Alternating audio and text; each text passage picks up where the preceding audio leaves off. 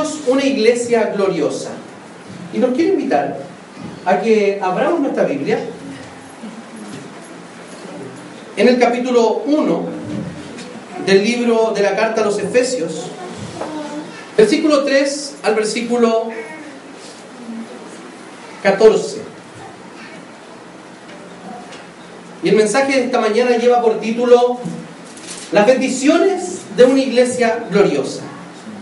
Alabado sea Dios, Padre de nuestro Señor Jesucristo, que nos ha bendecido en las regiones celestiales con toda bendición espiritual en Cristo. Dios nos escogió en Él antes de la creación del mundo para que seamos santos y sin mancha delante de Él. En amor nos predestinó para ser adoptados como hijos suyos por medio de Jesucristo, según el buen propósito de su voluntad, para alabanza de su gloriosa gracia que nos concedió en su amado. En Él tenemos la redención mediante su sangre, el perdón de nuestros pecados conforme a la riqueza de la gracia que Dios nos dio en abundancia con toda sabiduría y entendimiento. Él nos hizo conocer el misterio de su voluntad conforme al buen propósito que de antemano estableció en Cristo, para llevarlo a cabo cuando se cumpliera el tiempo, reunir en Él todas las cosas, tanto las del cielo como las de la tierra. En Cristo también fuimos hechos herederos, pues fuimos predestinados según el plan de aquel que hace todas las cosas conforme al designio de su voluntad, a fin de que nosotros, que ya hemos puesto nuestra esperanza en Cristo, seamos para alabanza de su gloria. En Él también ustedes, cuando oyeron el mensaje de la verdad, el Evangelio que les trajo la salvación, y lo creyeron, fueron marcados con el sello que es el Espíritu Santo prometido. Este garantiza nuestra herencia hasta que llegue la redención final del pueblo adquirido por Dios para alabanza de su gloria. Oremos al Señor. Señor, te agradecemos porque podemos tener este maravilloso texto delante de nuestros ojos. Te rogamos, Señor, que tú abras nuestra mente y nuestro corazón para que podamos entender tu palabra, Señor. Oramos en el nombre de Jesús. Amén. Amén. Esta palabra que nosotros estamos considerando hoy día, podríamos llamarle una doxología o una sección de alabanza a Dios. Cuando miramos, yo quiero que usted tenga su Biblia allí, abierta, así, con un lápiz, si es posible, sería óptimo. Si nosotros vemos la palabra de Dios, vemos que esta oración o esta adoración es una gran oración, una tremenda oración. Pero ahora quiero hablarles de la oración gramatical, que es mucho más impresionante. Nosotros vemos acá puntos aparte, seguidos, y como varias oraciones gramaticales, ¿cierto? Pero en el griego es solamente una, y eso es muy difícil de entender. Es una oración gramatical extremadamente larga. ¿Recuerdan con la iglesia primitiva, con qué representaba la epístola a los Efesios? ¿Con qué animal? ¿Con qué ave? Con un águila. ¿Por qué con un águila? Porque había llegado el apóstol Pablo a alturas impresionantes respecto de la doctrina, de la gracia, de la iglesia, de la salvación. También tenemos aquí, en esta doxología maravillosa, que atribuye a Dios el honor por las bendiciones espirituales. Vale decir, el apóstol Pablo está hablando o adorando a Dios, que parte diciendo alabado sea Dios, está adorando a Dios por todas las bendiciones espirituales en Cristo. Y Él se está llevando toda la gloria. No es que yo me he portado bien, por lo tanto he adquirido ciertos beneficios en Cristo. No.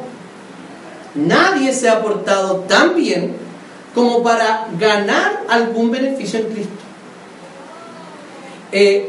El apóstol Pablo está diciendo que solamente esta maravilla de estar en Cristo se la debemos solamente y exclusivamente a Dios. La bondad, la verdad y la belleza que se combinan en esta doxología inicial, en esta adoración inicial, en la cual el apóstol Pablo, por medio de palabras que son hermosas, tanto por los pensamientos que expresan, y esto lo pudimos ver, como también por la forma artística en que están conjugadas, derrama el alma en verdadera adoración a Dios. Además, atribuye, como decíamos, todo honor a Dios. ¿Y en cuanto a qué? En cuanto a los tres momentos que presenta, que son cronológicos. Presenta estas bendiciones en Cristo en el pasado, en cuanto a la elección y la predestinación, porque eso pasó en el pasado, ¿cierto? Nadie es predestinado hoy, el plan está hecho y armado y ejecutándose. En el presente, en cuanto a la redención, porque eso sí que sucede en la historia, la muerte de Cristo sucede en la historia, nuestra redención sucede en la historia, nuestro llamamiento sucede en la historia, nuestra justificación sucede en la historia. Pero también habla del futuro, o sea, habla de la certificación como hijos, que han de tomar posesión total de la herencia reservada para ellos. Entonces, si usted mira, estos tres momentos están claramente definidos. Y solamente la invitación de este sermón, de este mensaje, es que nosotros podamos entender el origen de la salvación, la ejecución y la base de ella misma, y la consumación que tendrá en el estado eterno.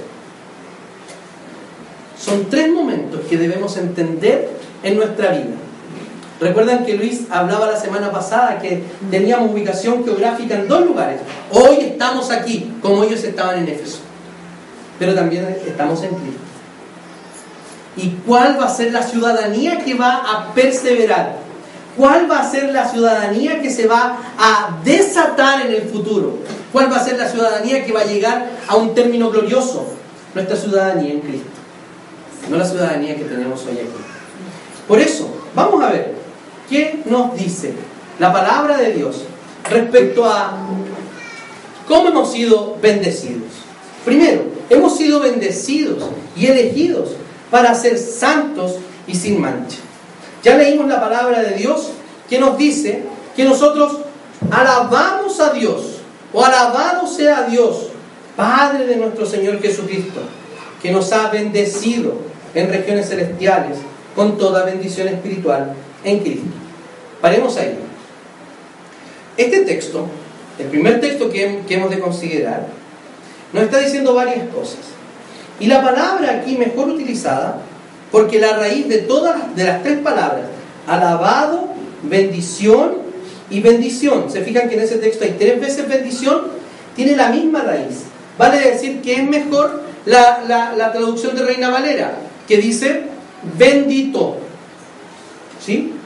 Bendito sea Dios, bendito, bendecido, bendecido. Ese juego de palabras es muy interesante, porque nosotros bendecimos a Dios por las bendiciones que hemos recibido en Cristo Jesús.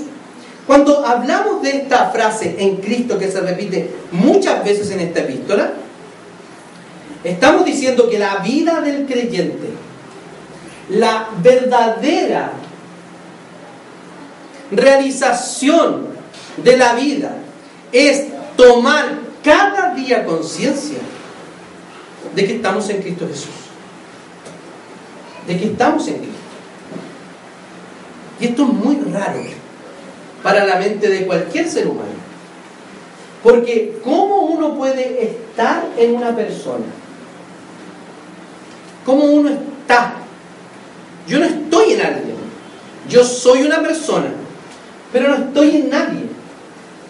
Sí, en los recuerdos de alguien, el corazón de alguien, pero no estoy en alguien. Eso es muy extraño, uno está en lugares, no en personas. Lo que nos está diciendo es que sí estamos en Cristo. Vale decir que estamos guardados en Él.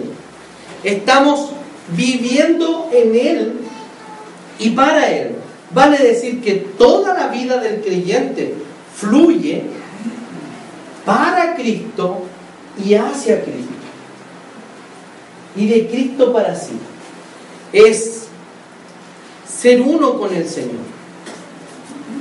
Es estar parado en Cristo. Cuando yo hablaba con una persona el otro día sobre esto, en otro contexto, no en el contexto del texto bíblico, sino otro durante la semana, la persona decía, esto de la fe y esto de creer es algo así como yo ya no soy mío. Un nuevo creyente me hablaba. Yo ya no soy mío, sino que estar en Cristo es ser propiedad de Él. Y cuando nosotros nos preguntamos de qué manera o cuántas veces durante el día estoy consciente que estoy en Cristo, cuántas veces durante el día estoy consciente que soy propiedad de Cristo. Luego viene el texto siguiente: Dios nos escogió en Él, antes de la creación del mundo, para que seamos santos y sin mancha delante de Él. Algunos dicen que el vocabulario utilizado aquí no se refiere a individuos, pero es muy difícil entender desde ese punto de vista que no se refiere a individuos, puesto que está hablando de nosotros y está hablando de personas que sean santas y sin mancha. No, el lenguaje, si uno lo secciona, probablemente en algunos pasajes podría referirse a una elección, como algunos ponen énfasis, en Cristo, que elige a Cristo y todos los que creen en Cristo son elegidos. Eso no dice el texto. Hay que seguir leyendo el texto completo. Luego dice para que seamos santos y sin mancha delante de Él. Y no dice que escogió a Cristo, sino que dice que nos escogió en Cristo.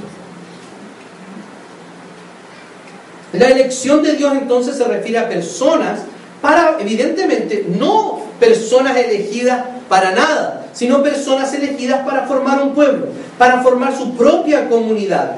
Elegir significa tomar o escoger algo para sí mismo. Y aquí tengo me gustaría leer una cita de William Hendrickson que dice: aunque el pasaje mismo no indica en forma definida la masa de objetos o individuos entre los cuales el Padre elige algunos, no obstante, este inmenso grupo queda definido claramente por medio de la cláusula de propósito, para que fuésemos santos e irreprensibles delante de Él. Santos y sin mancha. Ahí está la clave de cómo entenderlo, que se está refiriendo evidentemente a personas. Y cuando eligió a estas personas, estaba su rostro, estaba su nombre allí. Y esto es maravilloso, porque no teníamos nada en nosotros que pudiera hacernos merecedores, ni hoy tenemos algo en nosotros que nos haga merecedores de la gracia de Dios, de que hayamos sido escogidos y predestinados por Dios. No hay nada. Entonces, cuando nosotros miramos la elección, vemos beneficios, y eso es evidente. Los beneficios están. Vale decir, el hecho de estar en Cristo y de haber sido elegidos en Cristo es una tremenda bendición. Pero también, si leemos el consejo de Dios completo, esto para que seamos santos y sin mancha delante de Él, es una invitación a nuestra responsabilidad en cuanto a la salvación. No a mantenerla, porque jamás la perderemos, sino a trabajar dentro de ella. Yo he ilustrado muchas veces de esta forma. Alguien le regala algo, ¿y qué hace usted? Abre el regalo y dependiendo de lo que sea, lo que sea, lo usa. ¿O no? ¿Quién ha abierto un regalo y no lo usa? A menos que no le gustó la corbata, la camisa, no sé qué. Pero en el óptimo, ¿qué debería hacer? Debería usarlo. Esto es lo que está diciendo también la palabra de Dios allá en Filipenses, cuando nos ocupemos de nuestra salvación con temor y temblor, que debemos trabajar en o dentro de la salvación. O sea, comportarnos como salvos, vivir como salvos, vivir santos e irreprensiblemente delante de Él. Por lo tanto, no solamente trae bendiciones en los que somos nosotros receptores pasivos, sino que también trae responsabilidades, que también son bendiciones de estar en Cristo, de cada día parecernos más a Cristo, el hombre verdadero y sin mancha, el hombre Dios, la imagen de Dios, parecernos cada día más a Él, santos y sin mancha. Por lo tanto, es una invitación a vivir en santidad. En segundo lugar, hemos sido predestinados para ser adoptados y perdonados. Primero fuimos elegidos y bendecidos. Ahora somos predestinados para ser adoptados y perdonados. En amor nos predestinó para ser adoptados como hijos suyos por medio de Jesucristo, según el buen propósito de su voluntad. La predestinación, entonces, es una predestinación o un acto relacional. No es un acto, ¿cómo decirlo? Algunos lo explican así, malamente así. Dios predestinó el curso de un barco.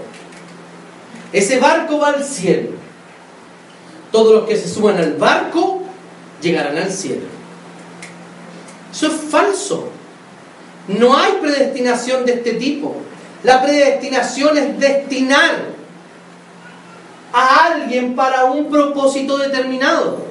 La palabra quiere decir algo así como ponerle rejas, marcando el curso. Esa es la predestinación. Y no puede haber Dios puesto amor en el curso, en el camino a recorrer, o en la metáfora que ponía, en el barco. Es irracional. Dios ama y se relaciona con personas y nos predestinó para ser adoptados. Entonces, cuando el Señor nos puso en este camino, fue la manifestación, o cuando tomamos conciencia, más bien dicho, de que habíamos sido predestinados. Porque, ojo, no solamente la manifestación de la predestinación florece, aparece cuando hemos llegado a Cristo, sino que toda nuestra vida, toda, ha sido predestinada. El lugar donde nacimos, los padres que nos dio Dios, la forma en que escuchamos el Evangelio, la persona que nos predicó el Evangelio, el momento en que Dios iba a regenerarnos, o el lenguaje del profeta, cambiar nuestro corazón de piedra por uno de carne. Todo eso pasó por la predestinación, pero no fue solamente porque a Dios se le ocurrió, sino que fue por amor. Vale decir, hay que entender esto plenamente. Dios nos ha amado y por eso nos ha predestinado. ¿Para qué? Nos puso un destino, nos destinó para ser su familia. Dios ha manifestado de manera clara y de manera irrevocable el propósito de su voluntad. ¿Se siente usted parte de la familia de Dios? ¿Se siente como un hijo adoptado por Dios? ¿Tiene la convicción de que es miembro de esta gloriosa iglesia, la familia de Dios? El amor de Dios fue quien nos llevó a esta condición. Para alabanza de su gloriosa gracia que nos concedió en su amado. El misterio de la predestinación, porque no queramos entenderlo de manera total y plena. No se puede. Como la Trinidad, por ejemplo. Hay ciertas doctrinas que uno debe limitarse a lo que el texto Bueno, en todas las doctrinas uno debe limitarse a lo que el texto bíblico dice, pero en algunas doctrinas yo creo que no es el problema del texto bíblico ni de la revelación de Dios, sino que del choque cultural que nos da. Ustedes pueden escuchar una serie, los que no estaban con nosotros, en octubre pasado, antepasado del 2011, cuando vimos durante octubre 5 sermones sobre los 5 puntos del calvinismo, y le pusimos a esa serie cristiano o algo así, contracultural. Porque la predestinación, ¿qué es? Es una doctrina total y absolutamente contracultural. ¿Quién delimita el destino? Nosotros. Yo construyo mi destino. Yo hago mi destino. Yo hago mis propias selecciones. Yo decido si hago esto o esto otro. Yo construyo mi vida. ¿No es ese el discurso de la época actual? El discurso de nuestra sociedad, de la cultura imperante, en la independencia y la autonomía absoluta. Pero nosotros debemos exorcizar eso de nuestra vida. Sacarlo. Los jóvenes, sobre todo los jóvenes que están en un proceso de construcción de futuro. Ustedes no construyen su propio futuro. Dios es quien ha determinado el futuro para ustedes. Y ustedes tienen que alinearse con ese propósito que Dios tiene. Dios tiene una voluntad expresada en la Escritura. Y esa es la voluntad para su vida. Ustedes no son independientes, así como ninguno de nosotros somos independientes y autónomos en cuanto a nuestro futuro. La predestinación es ¿para qué? Es para alabanza de su gloriosa gracia que nos concedió en su amado. Y aquí hay algo súper interesante. Hemos salido del centro del texto bíblico. Quiero que me pongan mucha atención. Está hablando de personas elegidas, de personas bendecidas y de personas predestinadas.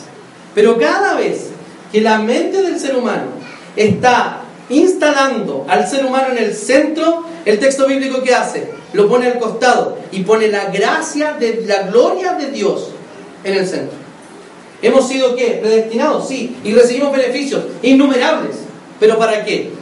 ¿Solamente para nuestro bien y para nuestro bienestar? No, para la alabanza de la gloriosa gracia de Dios. Nunca se trata de nosotros. El Evangelio nunca se trata de nosotros. El Evangelio nunca se trata de que yo fui alcohólico, o que yo fui drogadicto, o que yo fui un idólatra, o que yo fui un indiferente con Dios. Nunca se trata de eso. Siempre se trata de la gloria de Dios. Siempre se trata de Dios actuando en personas perdidas como nosotros. En el versículo 7 nos está hablando el apóstol Pablo diciendo lo siguiente: en Él tenemos la redención mediante su sangre, el perdón de nuestros pecados, conforme, y luego pone de nuevo, conforme a las riquezas de la gracia. Cuando vemos este texto, hemos recibido la redención por su sangre. Los receptores entendieron esta redención como liberación, entendieron la redención en el contexto greco-romano como la salvación de la esclavitud, la liberación de la esclavitud. Y efectivamente eso sucedió. Y así debemos entender la redención. Nosotros éramos esclavos de nuestros pecados. Y el Señor ha pagado un precio, ni al pecado ni al diablo, sino a sí mismo, para liberarnos a nosotros. Y ese precio no es cualquier precio, es un precio de sangre. Hay un himno católico que escuché hace algún tiempo, creo que es de origen español, que dice que una sola sangre, una sola gota de la sangre de Cristo puede redimir todos los pecados del mundo. La pregunta es la siguiente: entonces, ¿por qué murió? Debió haberse pinchado el dedo, haber derramado una gota de sangre y haber pagado todos los pecados de la humanidad. No. La muerte debía ser por derramamiento de sangre. vale decir que Cristo debía derramar tanta sangre que se le fuera la vida, que entregara su vida por el derramamiento de la sangre. Ese fue el precio que se pagó por usted, que se pagó por mí. Cuando vemos esto, que hemos sido liberados por sangre, nosotros, ¿cuál es nuestro deseo permanente? O de muchas veces lo hemos imaginado. ¿Desear qué? Las cebollas. ¿De dónde? De Egipto.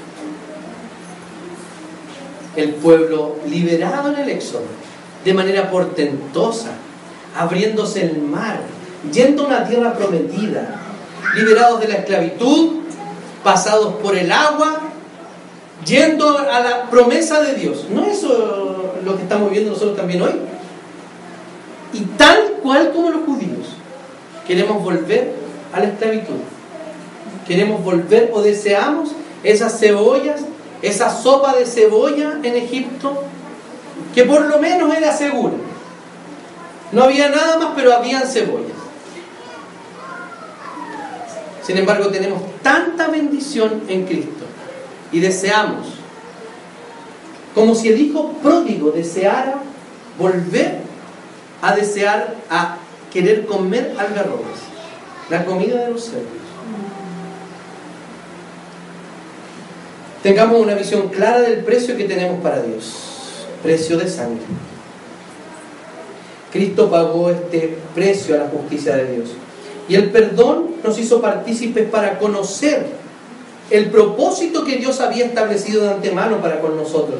Él nos hizo conocer el misterio de su voluntad conforme al buen propósito que de antemano estableció en Cristo, para llevarlo a cabo cuando se cumpliera el tiempo, reunir en Él todas las cosas, tanto las del cielo como las de la tierra. Cuando hemos sido perdonados, nosotros hemos recibido el conocimiento de que Dios tiene un propósito para nuestra vida. Viva conforme a ese propósito. ¿Y quién nos expresa acá? Claro, nos expresa un propósito cósmico. ¿Cuál es? De reunir todas las cosas en Cristo. Pero quiero que lo traiga y póngame mucha atención. Eso suena muy extraño, suena muy grande, ¿cierto? Pensamos en las estrellas, pensamos en no sé qué cosa. Esas cosas que Cristo va a reunir, también está su vida y mi vida en esas cosas. Partamos por eso. Partamos por participar del propósito de Dios y de poner nuestra vida, todo nuestro corazón, a los pies de Cristo. El haberse convertido, el haber creído en Cristo, el haber sido salvado, no es automático. Ya se dio cuenta de eso, ¿no? No es automático su crecimiento espiritual. Lo que necesitamos es depender todos los días de la gracia de Dios y vaciarnos en Cristo, ponernos delante de Él, ser verdaderamente o vivir como su propiedad. Y ese es el tercer punto. Hemos sido hechos herederos para ser propiedad de Dios. Esto es muy extraño. Si yo soy heredero, ¿en qué me transformo? En el propietario, ¿o no? Si yo recibo una herencia, soy el propietario. Pero aquí se conjugan estos dos elementos, que hay una herencia, pero que también nos transformamos en propiedad de Dios. Y leamos el texto. En Cristo también fuimos hechos herederos. ¿Por qué? Pues fuimos predestinados según el plan que hace, de aquel que hace todas las cosas conforme al designio de su voluntad. O sea, nuevamente, en Cristo fuimos hechos herederos. Hemos sido hechos algo. Antes, ¿qué éramos? Éramos cualquier cosa, o la idea que no habíamos formado en nuestra cabeza de lo que éramos. Y muchos hemos adquirido esta cosa extraña de nuestra sociedad. ¿Qué es lo que hace? ¿Qué es lo que es? No es eso, no es lo que hacemos, lo que somos.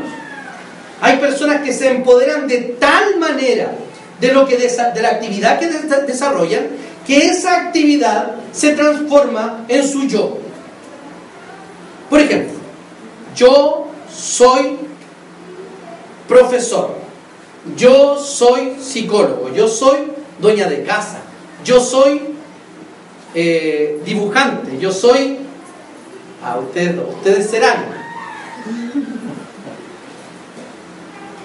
Voy a hacer tal cosa, yo estoy estudiando tal cosa, pero no voy a hacer eso. ¿Por qué? Porque en Cristo encontramos nuestra verdadera identidad. Solo en Cristo. Y el texto que nos dice que somos herederos. Y eso es mejor que cualquier otra cosa. O sea, piensa en cualquier profesión. Así lo que los jóvenes quieren estudiar hoy día. Mis hijos dicen, no, yo quiero estudiar ingeniería en minas.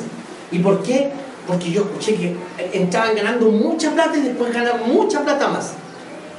Ya, y si no eres ingeniero en minas, yo creo que lo hacen para hacernos sentir bien. No, me gustaría ser pastor también. O ingeniero en minas, pastor. Entonces, están buscando algo que ser. El otro día escuchaba el testimonio de una mamá creyente que decía, mi hijo es, no recuerdo bien la tribu urbana, otaku parece que era. Mi hijo es otaku. Y yo pensaba,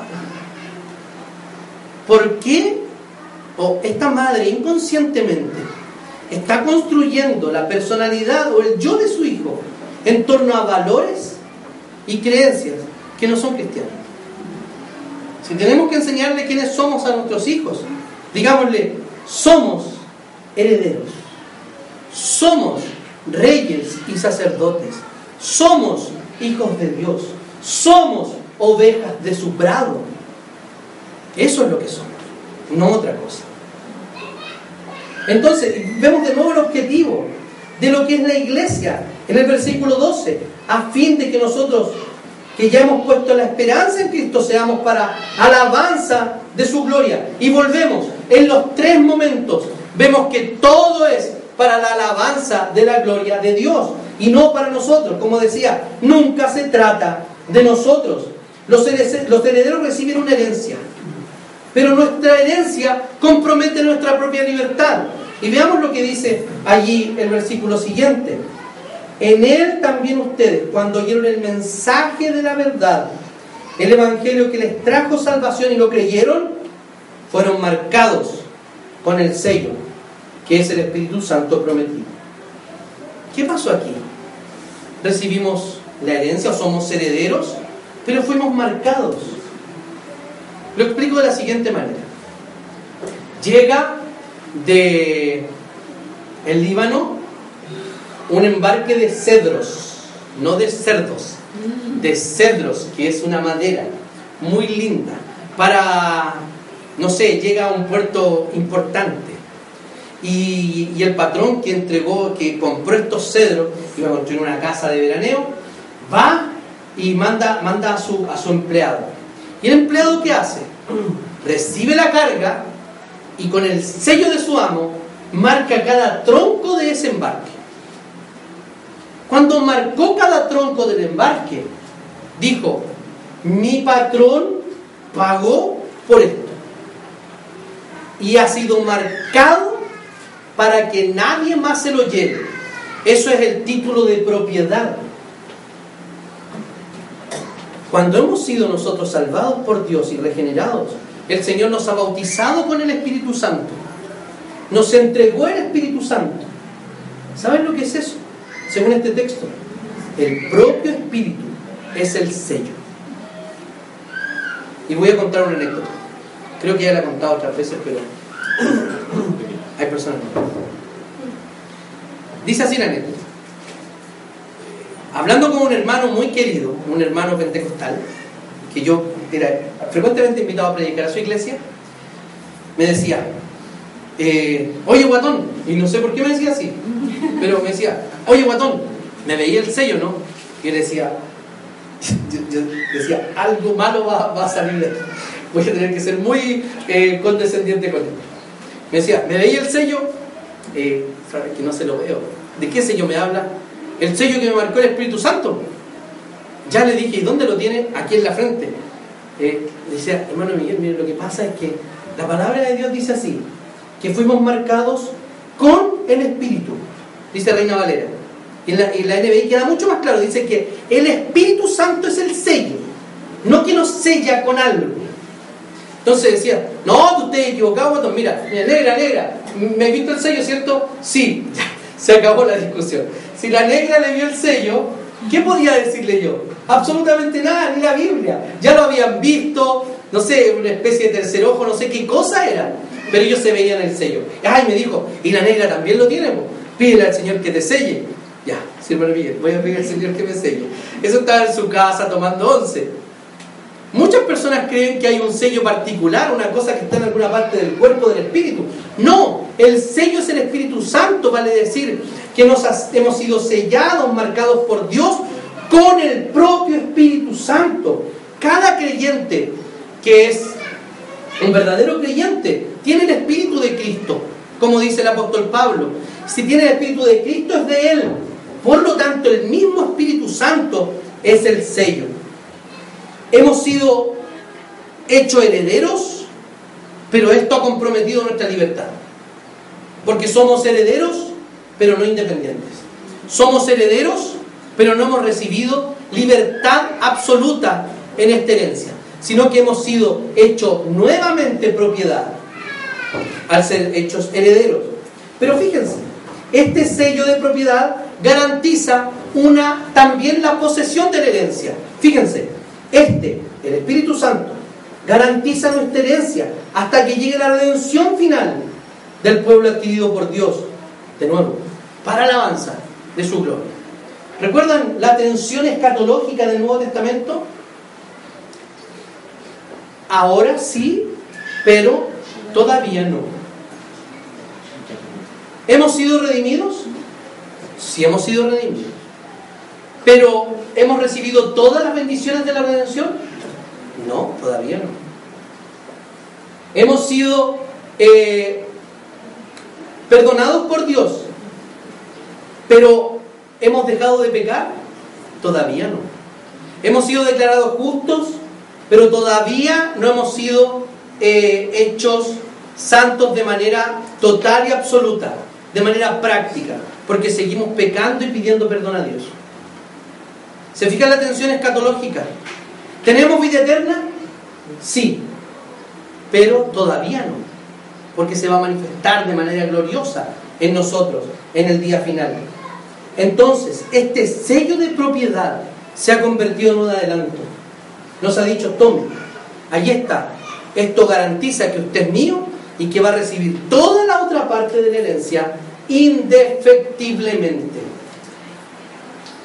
Cuando entendemos todo esto, podemos ver claramente por qué el apóstol Pablo alababa a Dios.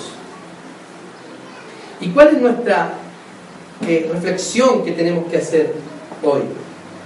La oración, esta oración de Pablo nos invita a esto, que la oración es lo que nos pone en nuestra verdadera realidad.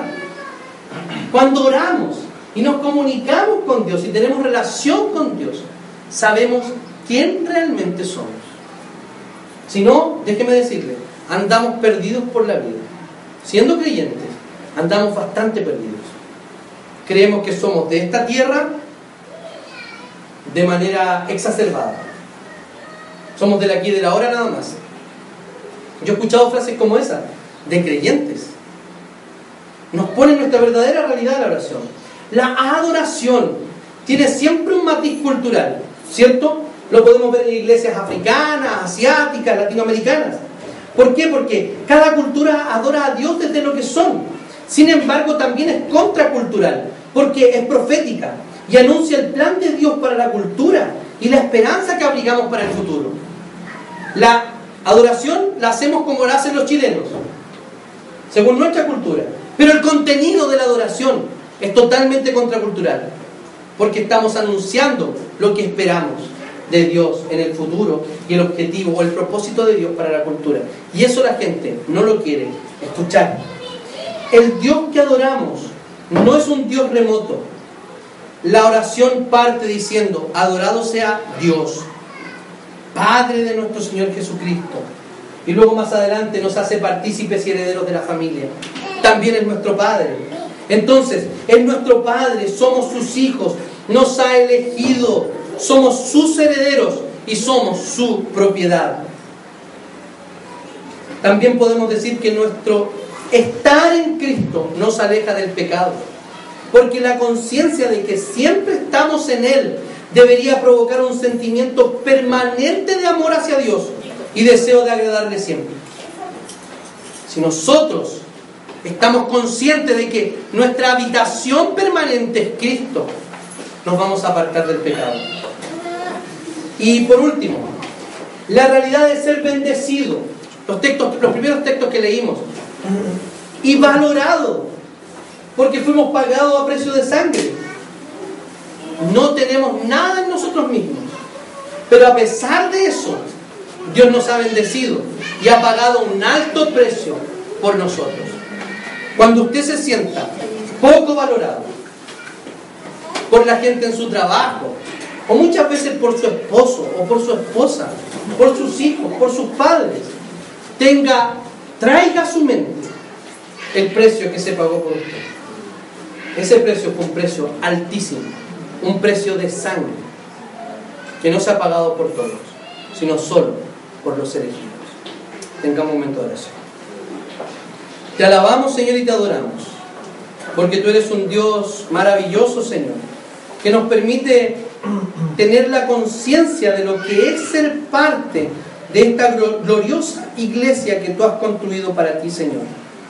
Te damos gracias porque nos has hecho tus hijos, Señor, nos has hecho herederos, porque nos has elegido sin tener nada en nosotros, agradable o elegible. Misteriosamente tú has decidido, Señor, tener una relación con nosotros y has predestinado nuestra vida de eternidad a eternidad. Te damos muchas gracias, Señor, porque reconocemos y te adoramos por ello, que nada hay en nosotros que podamos hacer. Solamente es para ti la gloria, como cada vez nos recordaba el apóstol Pablo, tanto en la elección, tanto en la predestinación, como en la consumación, Señor. Todo es para la alabanza de tu gloriosa gracia, Señor. Te damos infinitas gracias por ello. En el nombre de Jesús. Amén.